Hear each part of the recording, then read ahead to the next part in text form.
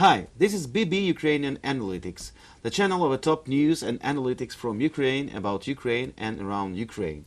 My name is Bogdan Butkevych. I'm a Ukrainian journalist and vlogger. Hello, and I'm Olena Vostrova, a Ukrainian media manager, political psychologist and vlogger. And here we give the Ukrainian worldview for the world. We analyze the most important events and give you our insights from Ukraine. Today's first top news from the Ukraine will be about nuclear threats. The head of the Defense Intelligence of Ukraine, Bogdan, has warned that Russian occupiers mined the cooler of Zaporizhzhia Nuclear Power Plant, and they can blow it up. This nuclear power station was occupied by Russians, and it is still under their control. The truth is that by destroying the Kakhovka Dam, they destroyed the normal access of water to the station cooler, and now they additionally mined the cooler. If Russians disable the cooler by blowing it up, there will be significant problems. At the same time, the International Atomic Energy Agency does not confirm the mining of the cooling pond, but they state that the plant is mined around the perimeter and in some places inside. Interesting. What are those places? And what will happen if those places are blown up? The International Atomic Energy Agency does not give any details. And that's not the only problem that we have. It is also, necessary to know that Russian terrorists mined other Ukrainian objects. Now they can prepare to cause artificial man-made technological disasters and catastrophes at other places. And these places are Crimean Titan, a chemical plant in Armyansk. The explosion there will affect 3 neighboring countries, including Turkey, Romania and Moldova. This should concern the leadership of these countries and increase international pressure. Number 2, the plant Styrol, that is located in Horlivka at Donbass. The explosion there will cause the leak of ammonia. Number 3, Lysychansk nitrogen fertilizer plant, that is the 3rd largest producer of ammonia in the country, and it is also at risk. Number 4, don't forget that we have this hydroelectric cascade that Russians can plan to blow up, just like they did it with Kakhovka Dam. It is important to understand that by destroying the Kakhovka Dam, Russians started an absolutely new phase of their terrorist war. They demonstrated that they are ready to wage war by means of artificial man-made technological disasters and catastrophes. It is a usual tactic to hold the occupied territories or destroy the territories they are losing so nobody can live there. And they are ready to cause genocide and ecocide that will affect large territories and not only in Ukraine. Population doesn't matter when it comes to territory. Russia is a territorial empire, where size matters. And Russia is ready to pay any price for the territory. You know that they have this motto for their Victory Day: we will pay any price, any. If they can't defeat Ukraine in a military way, they are ready to turn it into a desert and create such kind of no man's land between Russia's territories and whole Ukraine. So these threats of artificial man-made technological disasters and catastrophes are real, just like the risk of using nuclear weapons. President Joe Biden said that the threat of Putin using tactical nuclear weapons is real. And we understand that his words can be based on the information that American intelligence can receive from Kremlin's cabinets. If Joe Biden says this, it probably means that Putin and his generals are considering such a scenario. Joe Biden also called Putin's statements about the deployment of the first tactical nuclear weapons in Belarus absolutely irresponsible. So Russia continues its nuclear blackmail tactics. It uses for these the occupied Zaporizhzhia Nuclear Power Station and the territory of Belarus, where Russians' nuclear weapons could be deployed. And it looks like Putin prepares his population for a nuclear strike, trying to normalize it somehow. Here is his logic. Step number 1. Ecocide at Kakhovka Dam, no adequate reaction for the world, so we can go on. Step number 2, artificial man-made technological nuclear catastrophe at Zaporizhzhia Nuclear Power Station, no adequate reaction from the world again. What will you do with us, he says. And step number 3, tactical nuclear strikes. This is a terrorist's logic, and we should not ignore this. Joe Biden is right. The risk is real. All these threats should increase international pressure and have adequate reaction from the world. I recall Greta Thunberg, who was asked about reaction of the United Nations and what Ukrainians can do to draw more attention to the Kakhovka Dam catastrophe, and she answered. How would you rate the work of United Nations? Not very high, but yeah. And for Ukrainians, what Ukrainians can do more to raise the attention, to draw the attention to the catastrophe? This responsibility doesn't fall on Ukrainians. This responsibility falls on the rest of the world who are witnessing these horrifying events, and not the least on Russia, who are the ones actually committing it. So the world is witnessing how Russian terrorists are killing Ukrainian civilian people, and there is no adequate reaction from the institutions that must protect life on Earth. We understand no one wants to mess with the nuclear state, but there is a way the civilized world can help us and protect us, and that's to take us under NATO's nuclear umbrella. And our second top news is about NATO and our integration into the Euro-Atlantic space. Now we are preparing for the next NATO summit. It will take place on 11-12 July 2023 in Vilnius, the capital of Lithuania. Ukraine and NATO are preparing to bring their cooperation to a new level, so we decided to analyze some of the statements regarding Ukraine's integration into NATO. Statement number 1. We don't yet know how the Ukrainian offensive will develop, and nobody knows. We're only at the first stage. It could be for several months, or it can last for years. In particular, Putin prepares Russia for forever war, unfortunately, till his death. Statement number 2. The offensive itself is a precondition for a political solution to the war. After the offensive, our allies want to see negotiations. But the truth is that any result of the offensive does not mean that a political solution will be reached. And this is the problem with a nuclear state. Such a state can afford to refuse a political decision and not to go to negotiations. And this is a very likely scenario. In fact, Putin has neither psychological nor political readiness to conduct negotiations, no matter what Russian propaganda shouts about. Russians mostly do not feel the consequences of the war. Russians mostly live an everyday life. There are no objective preconditions for Putin's regime to disappear. His regime is getting only political dividends from the war. There are no reasons to end this war. Moreover, for Putin to wage war means to survive like a person. Therefore, Putin will wage this war as long as he has the resources and the people in Russia. Is there a way out for us? It is to stop being afraid of Russia and join NATO.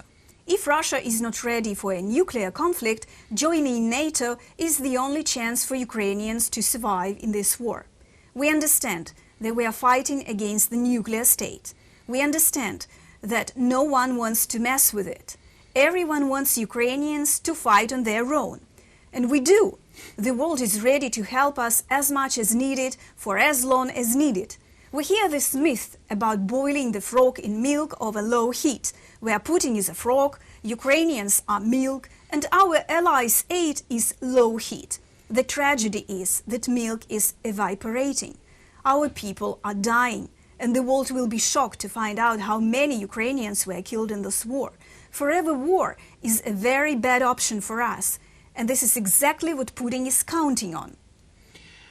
Olaf Scholz, for example, say that our goal is a sustainable military support of Ukraine, including with modern Western weapons and the strengthening of Ukraine's economic resilience as it defends itself against the Russian aggression.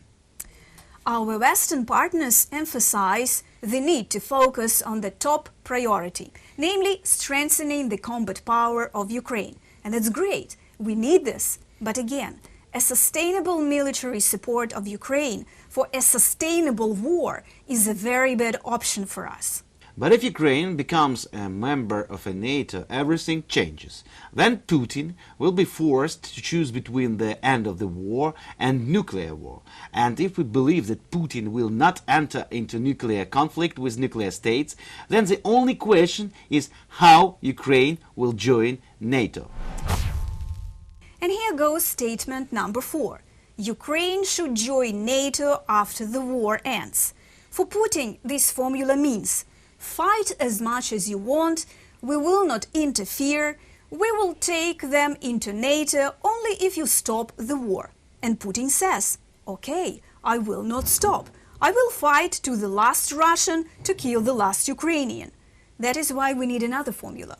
They will stop this terrible war. Otherwise, in a couple of years, Ukraine will fall into ruin. Putin will show it to other countries as an example. See what will happen to you if you do not obey my regime. Today we're in experimental territory where everyone raises the stakes. Russia raises the stakes and, the West raises the stakes. No one is going to stop, okay. But, the security guarantees for Ukraine could be a further step in raising the stakes in this war. It is obvious this is a very difficult case, and maybe such security guarantees should be given not for all territory, maybe only for the territory with legitimate Ukrainian government, where there is no fighting. But we should look for such variants. This will give Putin a signal that he will have to stop the war. Interesting fact, Finland and Sweden got their NATO membership in a new way. Ukraine can get this membership in its own way, but the most important thing here is security guarantees from the USA and Britain for the period before joining NATO. The same formula can be used for Ukraine. The formula can look like this. Ukraine will join NATO after the war, but Ukraine can receive an invitation to NATO during the war, at the summit in Washington, for example. And after the invitation, Biden, Sunak and Macron can sign security guarantees for Ukraine. For that part of Ukraine that is under the control of the Ukrainian government, to protect it from a nuclear attack. If at the summit in Washington, Ukraine receives an invitation which will be accompanied by security guarantees for legitimate territories, this could be a real breakthrough of USA politics of supporting Ukraine. And at the NATO summit in Vilnius, we expect to receive security guarantees and algorithms. What will NATO and our allies do in case of the, for example, nuclear catastrophe at Zaporizhzhia Nuclear Power Plant? Or what will they do if there are strikes with tactical nuclear weapons? Or what will be the consequences for Putin? If there is a nuclear strike from Belarus, will there be a preventive nuclear strikes or not? Putin should receive clear messages, the messages he can hear and understand, about what will happen to him in case he realizes his nuclear fantasies. President Zelensky, in an interview for BBC, expressed his assumption as for these messages. I believe that if Putin doesn't stop threatening the world with nuclear weapons, the world will find a way to deprive him of his life. Another message Putin can hear and understand is a resolution introduced by the US Senate.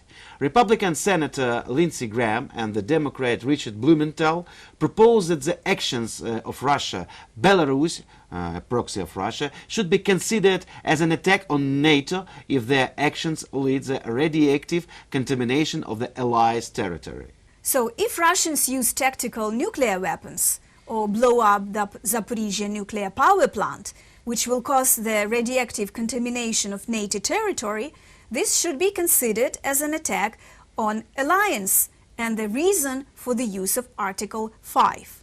That's the message Putin will hear and understand. Nevertheless, the invitation of Ukraine to NATO securely guarantees and algorithms give at least some small chance that Ukraine will come out of this war, alive and not half dead. Forever war is not an option for us. We should end this war as part of the Western world. And one more very important message for the Ukrainian government and personally for President Zelensky. It was sent by Joe Biden. He says Ukraine has work to do on corruption to get into NATO. And that's a very clear signal that our partners know what's going on in our security sector, and namely in the Ministry of Defense. So we have to do our homework and clean up corruption if we want to become part of NATO. Because without NATO, without its nuclear umbrella, who will invest in the renewal of Ukraine? If Russians will bomb our cities, destroy our infrastructure, all one can invest in is patriots. So I think that first goes integration into NATO, then into the European Union, and then all these Ukrainian recovery conferences will make sense. But the third news is exactly the Ukraine Recovery Conference that gathered donors in London. On June 21-22, the second Ukraine Recovery Conference was held in London. There were many very optimistic officials from the Ukrainian government. Western partners also promised a lot of money to Ukraine.